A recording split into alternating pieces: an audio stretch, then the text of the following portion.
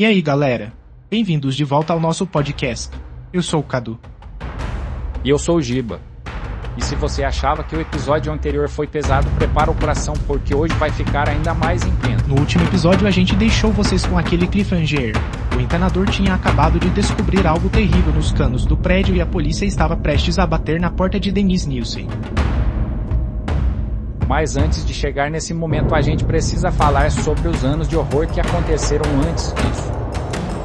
Sobre as vítimas que ninguém procurou e sobre os gritos que ninguém ouviu. Hoje no episódio A Casa dos Mortos a gente vai mergulhar nos detalhes mais sombrios desse caso. Vamos conhecer as vítimas. Vamos entender como o sistema falhou. E vamos descobrir como Nielsen conseguiu continuar por tanto tempo. Então respira fundo porque essa jornada vai ser intensa. Vamos lá.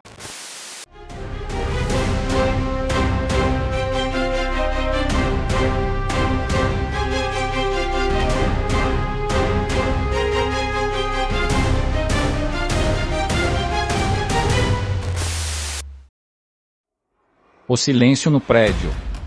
Imagina só a cena: você mora num apartamento como num prédio qualquer. E o seu vizinho, ele parece perfeitamente normal. Ele é silencioso e educado, sempre cumprimenta você no corredor. Ele nunca causa problemas. Nunca faz barulho. Parece ser o vizinho ideal, né? Mas às vezes você sente um cheiro estranho. Um cheiro que você não consegue identificar exatamente o que é. Mas tem algo de errado naquele cheiro. E de noite, quando você tá tentando dormir, você ouve sons estranhos. Algo sendo arrastado no apartamento ao lado. Algo pesado. Era exatamente isso que os vizinhos de Denise Nielsen vivenciavam, especialmente em Creekwood. Durante anos eles sentiram esses sinais. O cheiro era constante. Principalmente no verão, quando o calor intensificava a tudo. Os vizinhos chegaram a confrontar Nielsen sobre aquele odor persistente de carne queimada que vinha do jardim dele. E sabe qual era a resposta dele? Com a maior naturalidade do mundo ele dizia que era apenas lixo acumulado, ou então carcaças de animais que ele estava queimando. E a cidade, em sua indiferença habitual, simplesmente seguiu em frente. Ninguém questionou mais profundamente. Ninguém chamou as autoridades. Porque no final das contas, quem quer se meter na vida do vizinho, né? Quem quer criar confusão? É mais fácil só fechar as janelas e fingir que não tá sentindo aquele cheiro. Mas aquele não era só lixo. Aquelas fogueiras estavam consumindo evidências. Estavam destruindo vidas. E ninguém percebeu. Teve até uma vizinha que reclamou diretamente com ele. Ela disse que o cheiro era horrível, que parecia carne humana queimando. E Nielsen, com aquela calma perturbadora dele, simplesmente riu e disse que era só carne de porco velha que ele estava descartando. A mulher aceitou a explicação, porque quem no mundo normal pensaria que o vizinho educado estava queimando corpos humanos no quintal? Isso simplesmente não passa pela cabeça de uma pessoa comum. E é exatamente isso que torna esse caso tão assustador. Nielsen contava com a normalidade. Com a tendência das pessoas de acreditar na explicação mais simples. O perfil das sombras. Agora vamos falar de algo muito importante. As vítimas. Porque Nielsen não escolhia suas vítimas ao acaso, não. Ele era um mestre em identificar vulnerabilidade. Ele tinha um radar, uma habilidade quase sobrenatural de perceber quem estava mais fragilizado.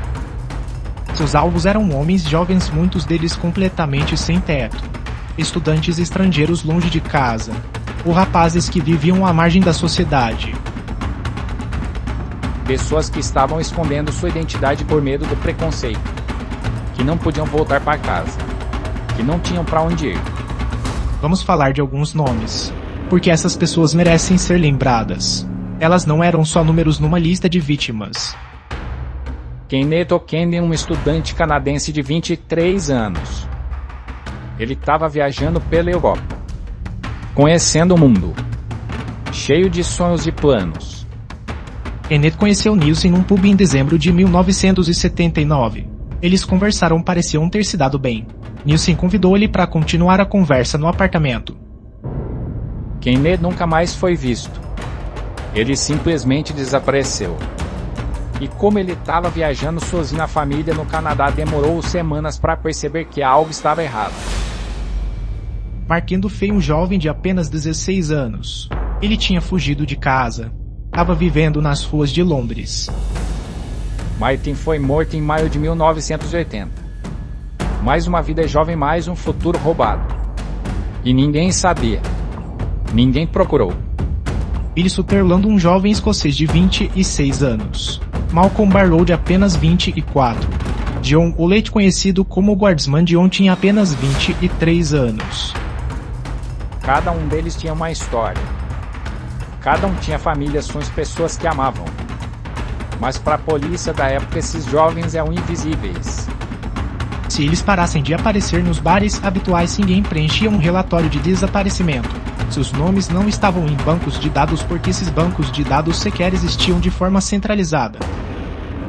E Dennis Nielsen sabia disso perfeitamente.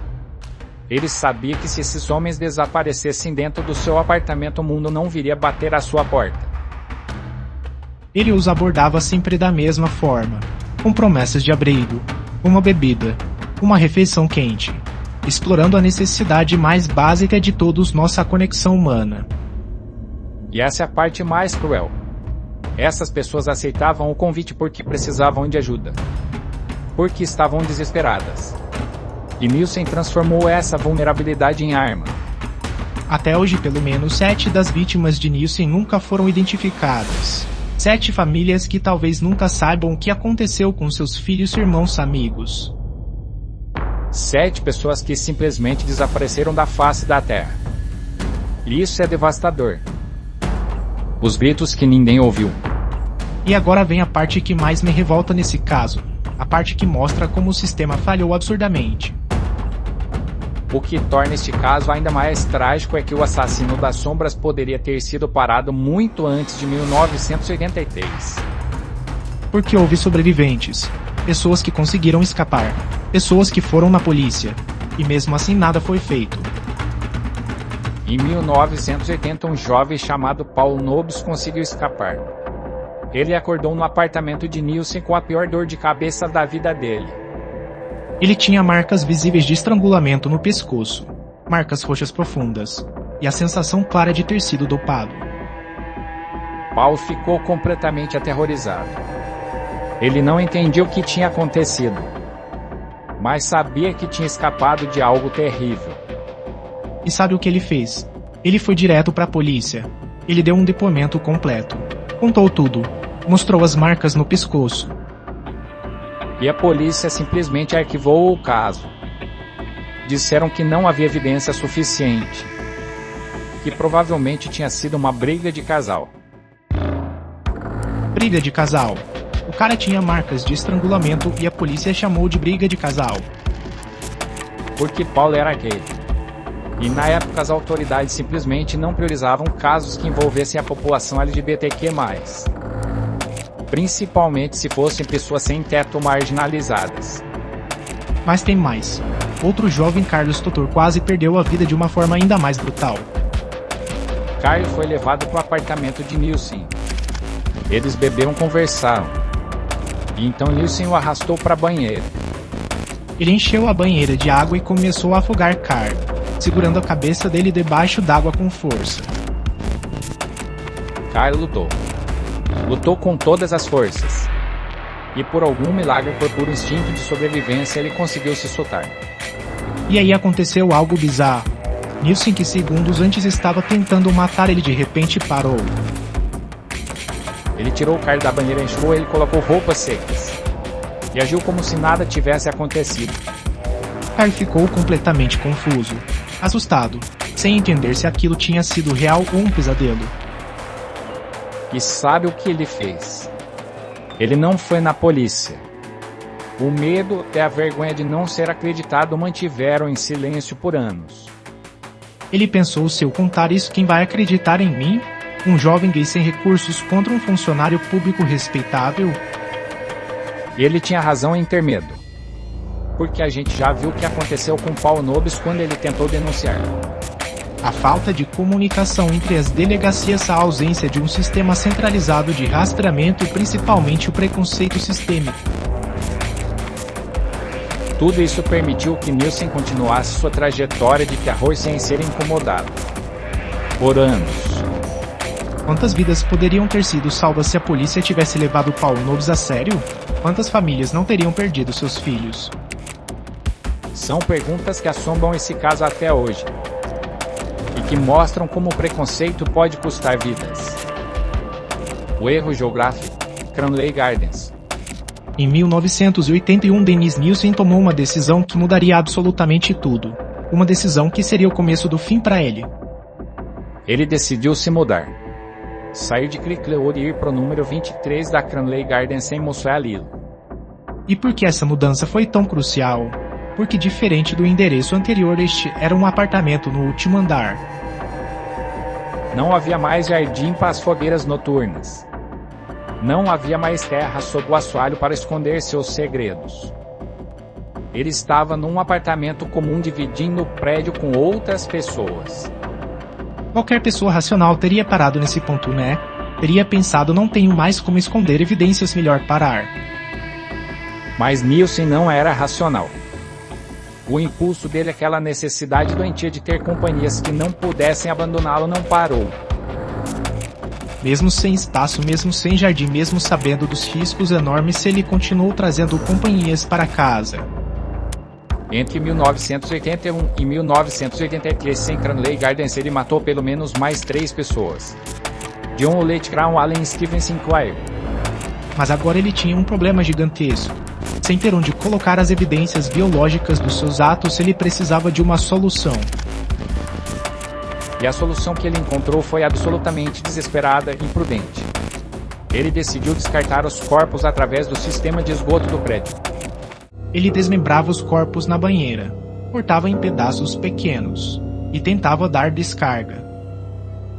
Quando os pedaços eram grandes demais para o vaso sanitário, ele descia até o bueiro na frente do prédio no meio da noite e jogava lá dentro. Imagina a cena. No meio da madrugada, Nielsen saindo do prédio com sacolas e despejando restos humanos no sistema de esgoto. Era apenas uma questão de tempo até que algo desse errado. E em fevereiro de 1983 deu. O algo impossível de ignorar. Fevereiro de 1983. Um mês frio em Londres. E os moradores de Cranley Gardens começam a reclamar. O sistema de esgoto do prédio estava com um entupimento severo. As descargas não funcionavam direito. E tinha um odor insuportável vindo dos canos. No começo todo mundo pensou que era só um problema doméstico comum. Aqueles entupimentos chatos que acontecem em prédios antigos.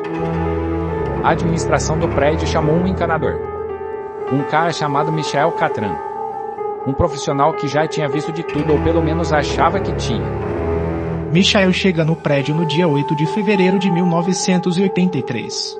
Um dia que mudaria a vida dele e que finalmente traria justiça para as vítimas de Nielsen. Ele desce até o bueiro na frente do prédio. Remove a tampa pesada de metal. E começa a investigar o que está causando o entupimento. Então por um momento o mundo parece parar. O que ele encontra ali não é lixo comum. Não é gordura acumulada. Não são detritos urbanos normais. São pedaços de algo que a natureza não deveria ter colocado num cano de esgoto. Algo orgânico. Algo que parece ser. Carne. Ossos. Pedaços que claramente não são de animais. Pedaços humanos. Michael Catran fica paralisado por alguns segundos. Seu cérebro tentando processar o que seus olhos estão vendo. Ele sobe rapidamente. Vai até uma loja próxima.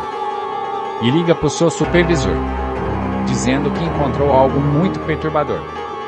O supervisor diz para ele deixar como está e voltar no dia seguinte com mais equipamento para investigar melhor. Mas durante a noite algo acontece. Quando Michael volta no dia seguinte, muitos dos pedaços que ele tinha visto desapareceram. Porque durante a madrugada, Dennis Nielsen desceu até o bueiro e tentou limpar os canos. Tentou remover as evidências. Mas já era tarde demais. Michael tinha visto. E ele sabia o que tinha visto. Ele não ia deixar isso passar. Michael Catran faz a ligação mais importante da vida dele. Ele chama a polícia. E quando os policiais chegam, quando eles investigam o bueiro, quando eles sobem até o prédio perguntando de onde vieram aqueles restos humanos. Dennis Nielsen percebe que o tempo acabou, que o jogo terminou, que finalmente depois de anos ele foi descoberto. Os policiais batem na porta do apartamento dele. Identificam-se. E fazem a pergunta que mudaria tudo. Senhor, nós encontramos restos humanos no sistema de esgoto do prédio. O senhor sabe alguma coisa sobre isso? E a resposta de Nielsen? Ela foi tão perturbadora quanto todo o resto dessa história. Cliffhanger. O que Dennis Nielsen disse quando foi confrontado pela polícia? Como ele reagiu depois de anos operando nas sombras? O que os policiais encontraram quando entraram naquele apartamento? Que cenas de horror os aguardavam dentro daquela casa dos mortos? E como Nielsen explicou anos de assassinatos? Ele demonstrou algum arrependimento?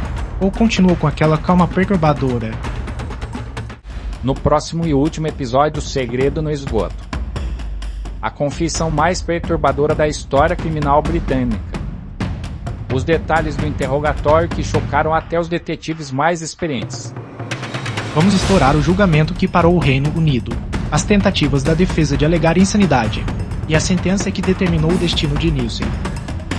E vamos falar sobre o legado desse caso.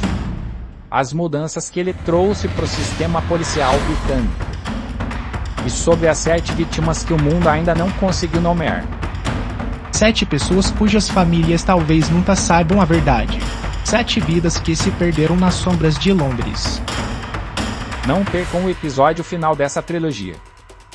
Porque as revelações vão deixar você sem palavras. E galera, se vocês estão gostando da série, não esqueçam de compartilhar com os amigos. Deixar aquela avaliação de 5 estrelas. E nos sigam nas redes sociais para ficar por dentro de todos os novos episódios. A gente tá sempre trazendo casos investigados a fundo. Até o próximo episódio, galera. E lembrem-se, às vezes o mal se esconde por trás da face mais comum. E fiquem atentos aos sinais ao redor de vocês.